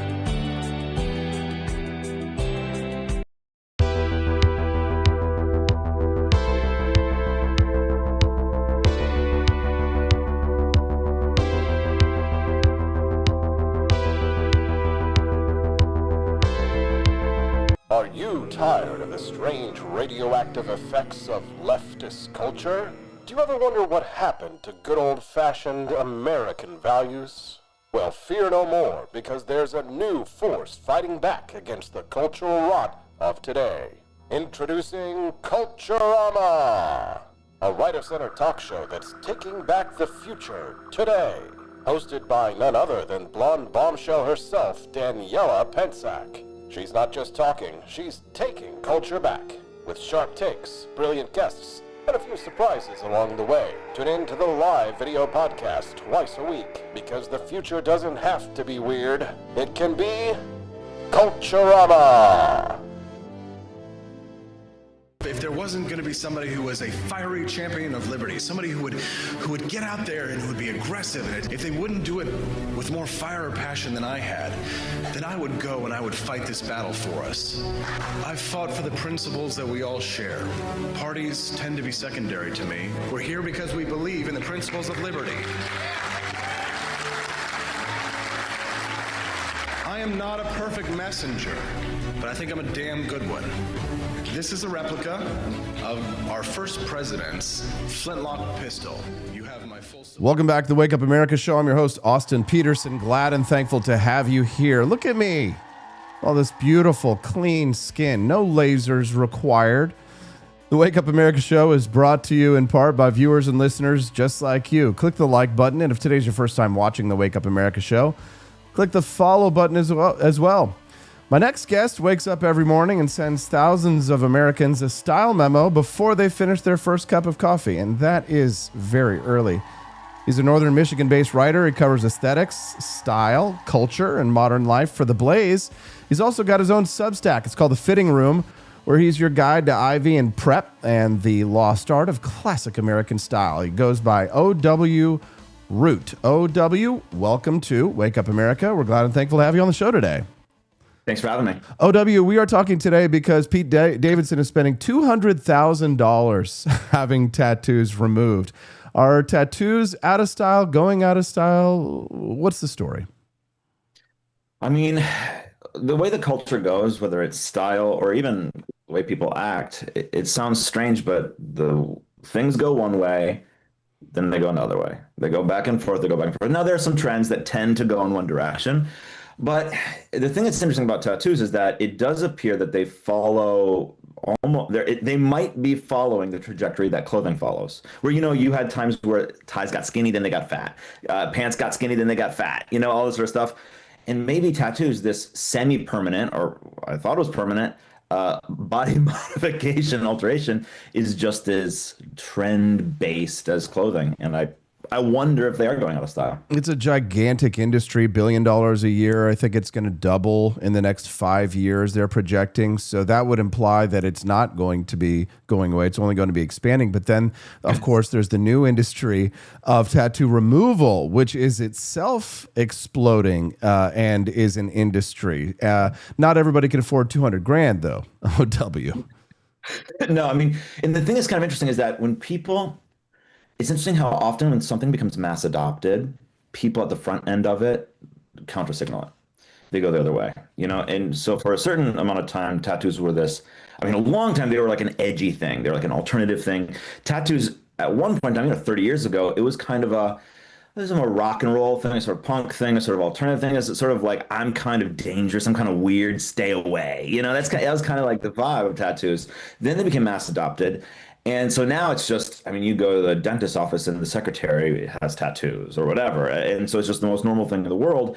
So you could see how at the very, very front end, as it has been mass adopted, the early adopters or the fringe, whatever it may be, signal against it, or the people that are only interested in sort of trend-based whatever. And so no, who knows what will happen, but most people don't have $200,000. I would like to see it go down, the price. It would be nice, because for people who do regret this choice, it would be nice for them to be able to try to find a way out of it. I do feel bad for people who say, I got these tattoos and I hate them now. That stinks. Yeah, it does. Most of the time what you get, though, is like that sort of regretful sound that they make and then they start justifying to you why they got it, but like, they don't really identify with it now. And you're kind of like, you have that awkward conversation, OW. We've all had it. No, I mean, I was on spring break and I wanted to get this shamrock tattoo because I don't know. I went to Ireland for study abroad one time. I mean, yeah, I've got a buddy who was in the military and they all got drunk one night and got tribal tattoos, and it looks like he's got like the Batman logo from the 80s on his arm. And he will tell you he hates it. He will tell you he hates it. But there's a term gaining traction right now. It's called clean skin. People who never got tattoos in the first place. So the internet's kind of treating them like the head of the curve. Do you think they were, or what? Us clean skins? Yes. We clean skins. Us clean skins, we were playing the long game. We were holding on for dear life. Yes, pure clean skin over here. I mean, the thing I think that is interesting is it is kind of interestingly more rare to be a clean skin today. And I don't know how I came up with the term clean skin, because it really makes me laugh. I think I was just talking to my wife one time and said, well, us clean skins. Clean skins. But like, I mean, it is funny.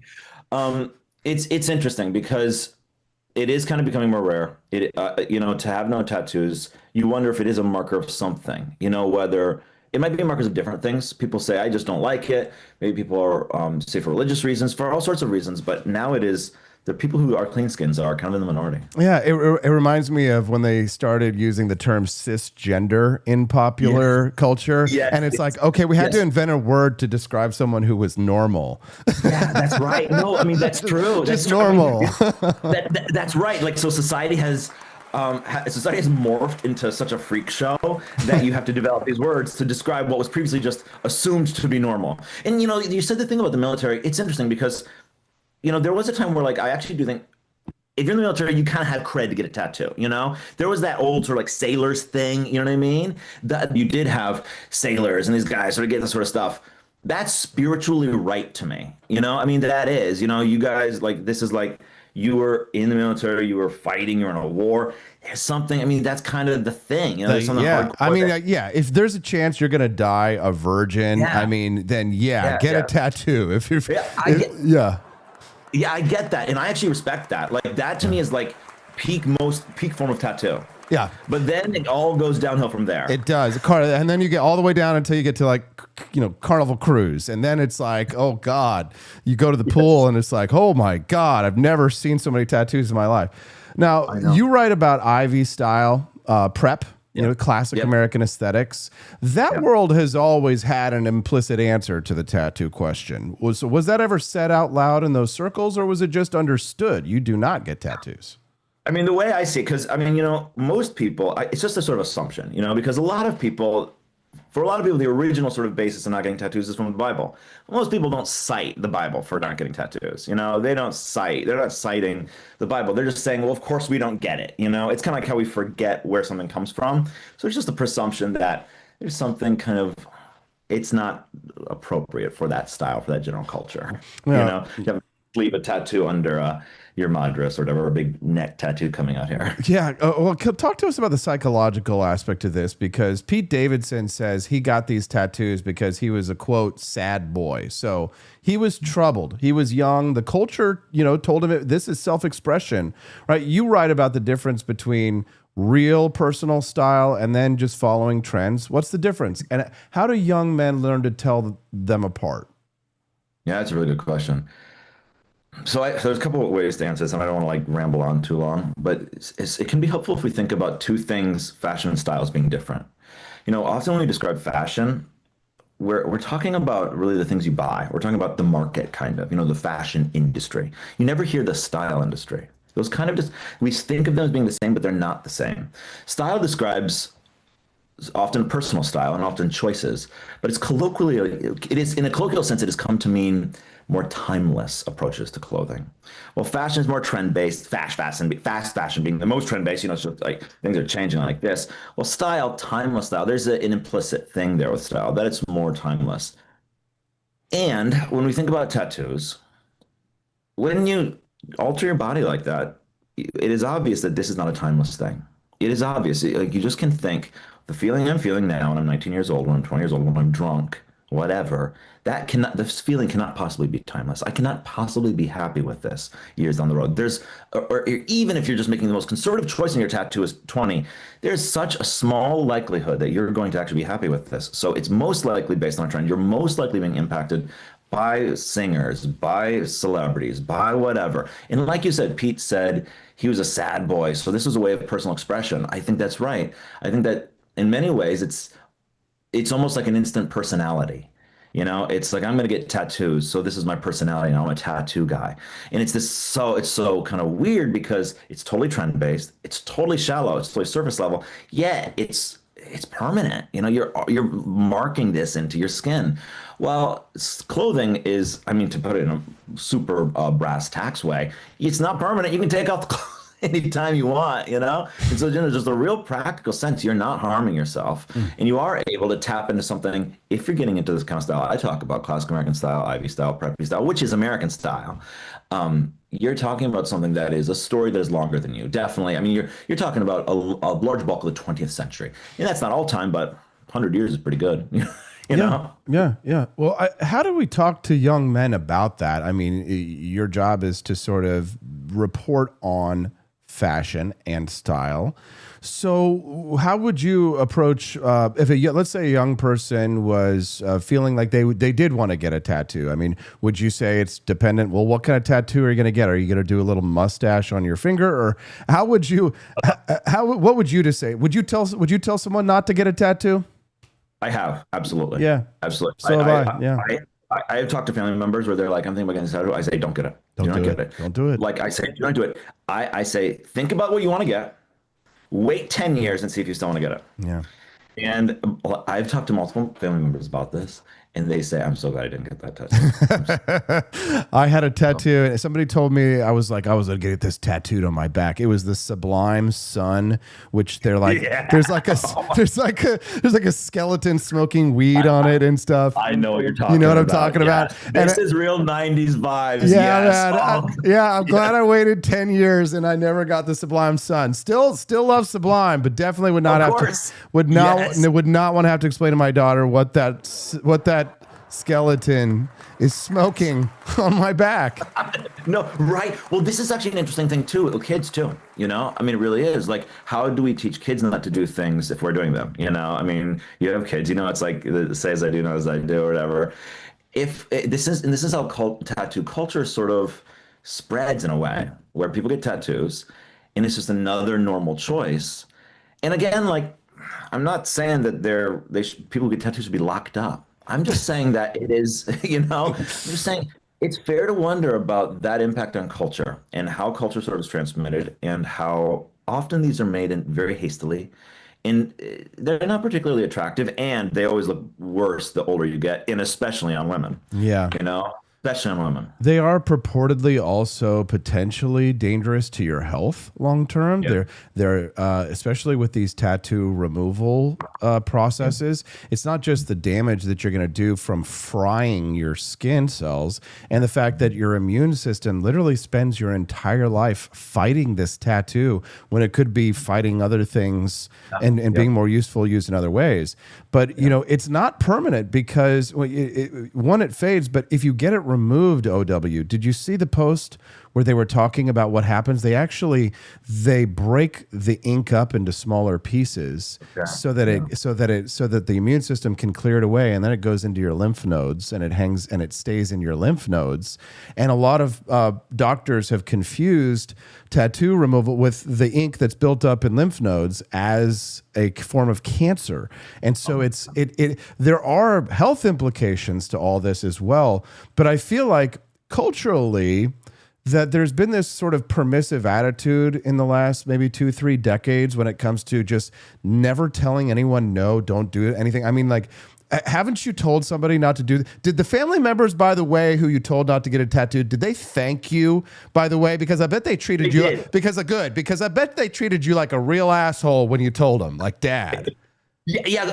No, it's true. When you tell someone, no, that's a bad idea, especially if it's against most of the culture, where it's like, absolutely get a tattoo to remember your trip. You sound like you're an old grandpa, like your dad, like you're an old fogey, or like all this stuff, blah, blah, blah.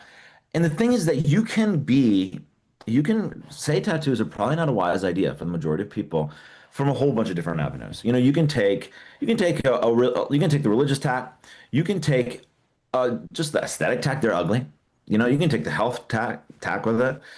And you can also just talk about the fact that it's unearned cred. Like I said, if you're in the military, that is the most pure form tattoo to me in American context. Mm-hmm. That is like the most pure form of military or tattoo getting, whatever.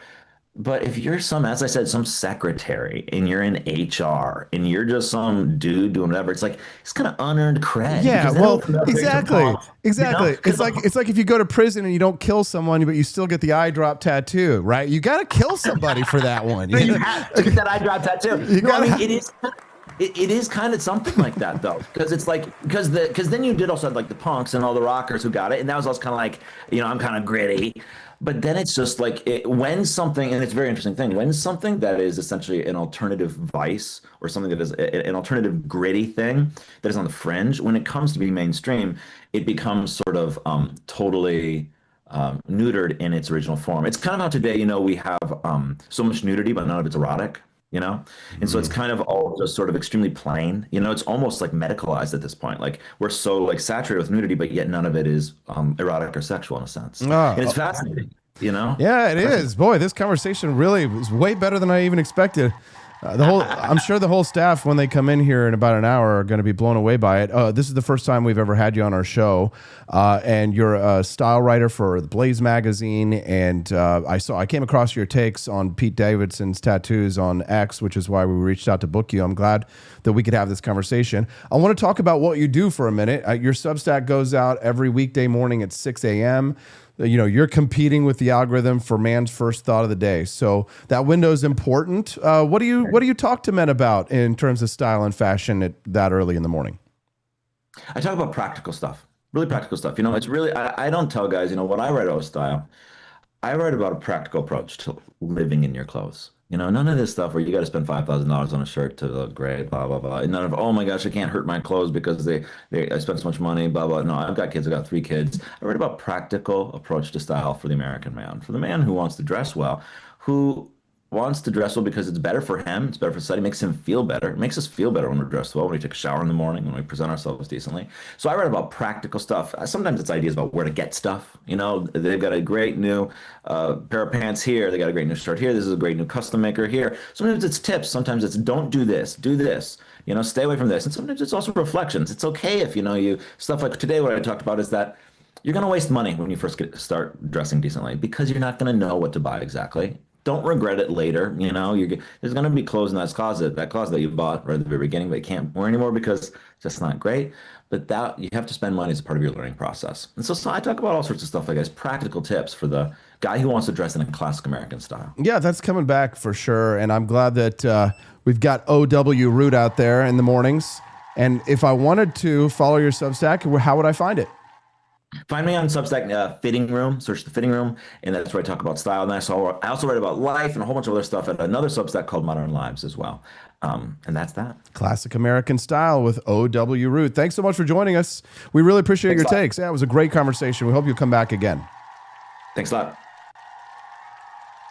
Hey, what's up? I scoured the internet looking for all the worst tattoos I could find, and here's what I found. Also, stay tuned to the end of the video where I'll show some of your submitted fan tattoos. Alright, let's get into it. This is You're Bad at This is World's Worst Tattoos number 209. Let's do it! First, we'll start with this cool skateboarding raisin. Raisin hell. I remember when these raisins were so cool and they were like all over the web. There were so many raisin commercials, and I've never been a fan of raisins. Okay, I mean, cool skateboarding raisins, yeah, fine, I like you guys, but just as a special treat, raisins, not a fan. It's just a dehydrated grape. I want a fresh grape. Here's I wish I could tell you what this is. Some sort of creature that someone had tattooed on them. Oh, it looks like a mix between a snake and a bug and a demon, and I'm not sure if those are male pecs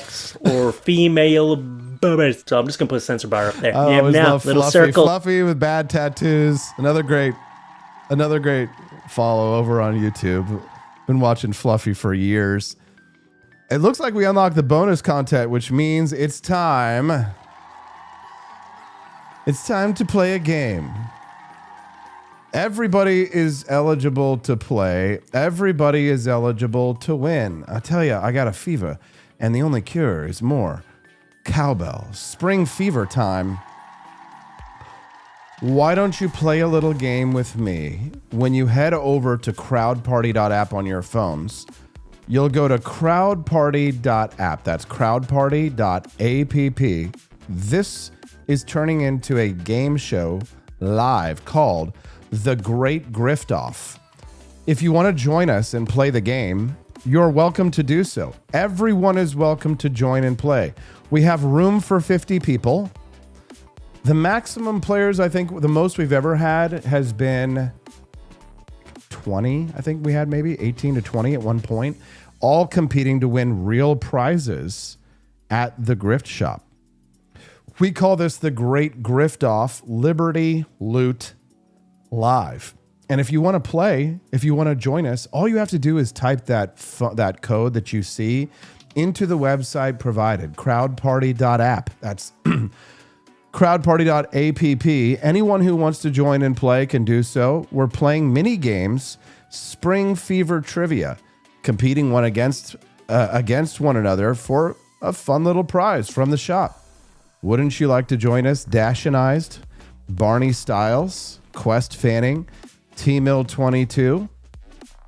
Wouldn't you like to join us and play the game? Go to crowdparty.app. Be like St. Selma, Barney. Let's play the game. Andy Opperman says he got his tattoo last year. Gadsden flag on his left shoulder. No regrets. No regrets.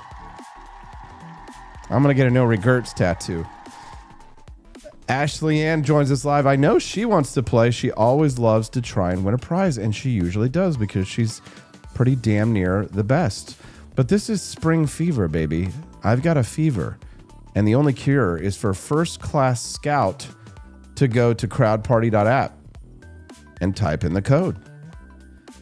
First Class Scout said, my father was so anti-tattoo, he even got mad at us, so we drew on our hands or used a Cracker Jack box rub-on tattoo when we were kids. Cut forward, no tattoos for me or my sister. Anyone who wants to join and play can do so. In a moment, I'll do a 30-second cut off. You'll have 30 seconds to join the game. This is no regrets. Exactly, Andy. Anyone who wants to join and play can do so. First place is going to win a prize from the Grift Shop. Starting the 30-second countdown to start the game now. You have 30 seconds to go to crowdparty.app. That's crowdparty.app and join the Great Grift Off. We're competing against one another in a game show called Spring Fever.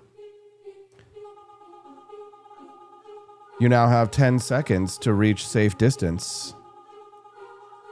You now have 5 seconds to reach safe distance. 3, 2, 1. Let's go.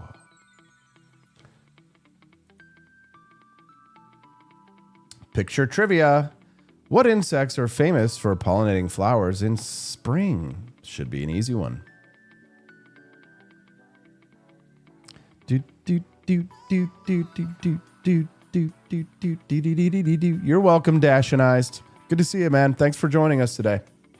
Hope you have a good day.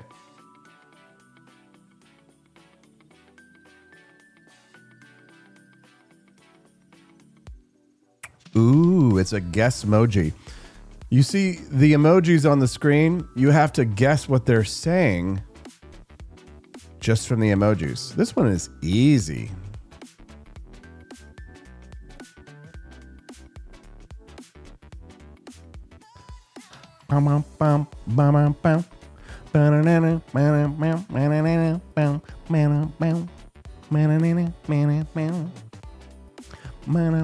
Spring cleaning. Gosh, that was easy. Quest sitting there, sitting pretty at number 1. Picture trivia.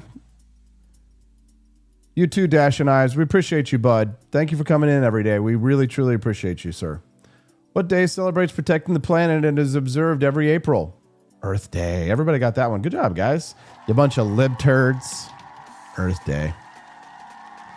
Quest sitting pretty still. Mines. Find the diamonds, avoid the bombs. This is where people can shoot up on the leaderboard because they luck of the draw it.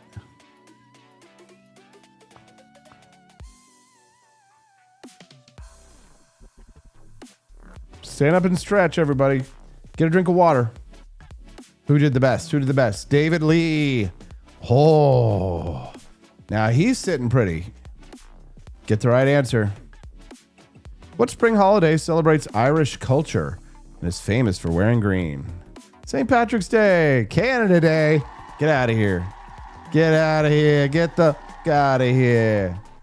Go yourself. Fungal. Your mother. Go yourself. Yo. What the? David Lee. Your mother. No regrets. Which holiday famous for our chocolate eggs is celebrated in spring? In your Easter bonnet. Yes. Leaderboard.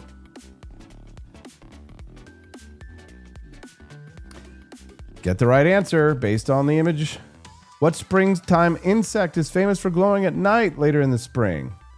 I'm sorry, but that is incorrect. That is lightning bug. It says firefly, but no. Ooh, David and Killary and Amy. Quest's fallen to the back of the pack. Get up there, Quest. Which colorful powder throwing festival from India celebrates spring? Is it Diwali, Holi, Navratri, Pongal? You kick my dog. Oh, that's Pakistan. Quest. Oh, dude. Quest just launched back into first. Losing my voice. You just received a gift. Will you accept it? Could be poo. Could be garlic. Could be a diamond.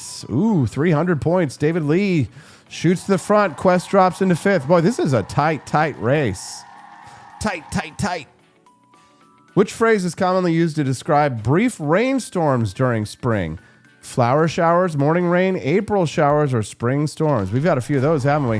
One more round. You guys are so close. This is anybody's last round. This is anybody's game. Let's see who it is. What date does spring officially begin in the Northern Hemisphere? Oh, hardest one for last. This is it. This is who did for. Oh, March 20th. You got it right. Who wins? Damn. Siggy's mom. Wow. That's crazy. I totally thought David Lee or Killary or maybe even Quest would shoot back up to the front, but no. Siggy's, you got it going on. Send us a text, Siggy's. Send us a text. Let us know it's you. You're going to get your $20 gift card to the Griff Shop. Guys, exit through the Griff Shop.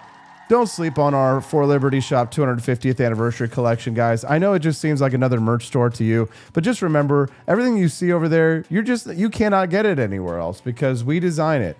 Our Founding Flavors coffee is absolutely delicious, but you'll be so proud to show up at the garden party this year or grilling out wearing your beautiful 250th anniversary collection merch. Of course, the website's going to choose now to freak out.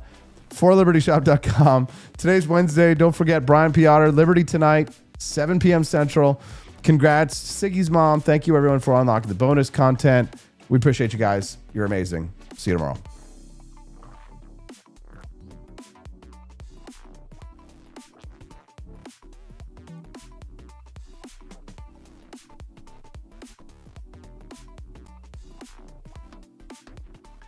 In the crowded streets of colonial New York on September 25th, 1740, an Irish immigrant's son was born, who would become one of George Washington's most valuable secret weapons. His name was Hercules Mulligan, a sharp-tongued, quick-witted tailor with nimble fingers and even sharper ears. By the time the Revolution began, Mulligan owned a thriving tailoring shop on Queen Street in occupied New York City. British officers loved him. They came in droves for fine coats, waistcoats, and breeches, chatting freely while he measured their shoulders and took their orders. Little did they know that the cheerful Irish tailor with the quick smile was a dedicated patriot and a master spy. Mulligan joined the Sons of Liberty early. When the British captured New York in 1776, he stayed behind on purpose. While others fled, he kept his shop open and turned it into a listening post. Every arrogant redcoat who bragged about upcoming raids, supply shipments, or troop movements while being fitted for a new uniform gave Mulligan another piece of priceless intelligence. He passed the information through a secret network that eventually fed into the Culper spy ring. His brother Hugh ran a coffee house that served as a drop point. Hercules would scribble notes on scraps of paper, hide them in clothing deliveries, or whisper coded messages to trusted couriers who slipped them out of the city to Washington's headquarters. His intelligence saved lives more than once. In 1780, Mulligan learned that the British planned a surprise raid to capture George Washington at his headquarters in New Jersey. He got the warning out just in time. Washington changed his plans, and the trap was avoided. On another occasion, Mulligan discovered British plans to seize French supplies arriving by ship. The information allowed the Americans and French to protect the vital cargo. The danger was constant. British secret police and loyalist informers were everywhere. One wrong word, one suspicious glance, and Hercules Mulligan would swing from the gallows as a spy. Yet he kept tailoring coats by day and betraying the British Empire by night. He even fitted uniforms for Benedict Arnold after the traitor switched sides, listening carefully while Arnold talked. Mulligan's greatest service came during the final years of the war. As the British grew desperate, he fed Washington a steady stream of details about troop strengths, ship movements, and morale inside occupied New York. When the British finally evacuated the city in 1783, Mulligan was there to watch them sail away, still wearing his tailor's apron, smiling as the last redcoats departed. After the war, George Washington made a special point of visiting Mulligan's shop. The commander-in-chief publicly thanked the tailor for his dangerous service, telling him, "You have rendered me and the country a very important service." It was one of the highest compliments Washington ever paid a civilian. Hercules Mulligan lived to the ripe old age of 84, dying on March 4, 1825. He never wore a uniform or fired a shot on the battlefield, but his quiet courage behind enemy lines helped protect the Continental Army and hasten the British defeat. He was no swashbuckling officer or roaring battlefield giant. He was a humble Irish tailor with a needle in one hand and the fate of the Revolution in the other. While redcoats bragged in his shop, Hercules Mulligan listened, remembered, and struck back with the most dangerous weapon of all, information. In the heart of British-occupied New York, one man with nothing but courage, cleverness, and a measuring tape helped tip the scales of liberty. Hercules Mulligan didn't just clothe the enemy, he helped undress their plans and helped win a nation in the process.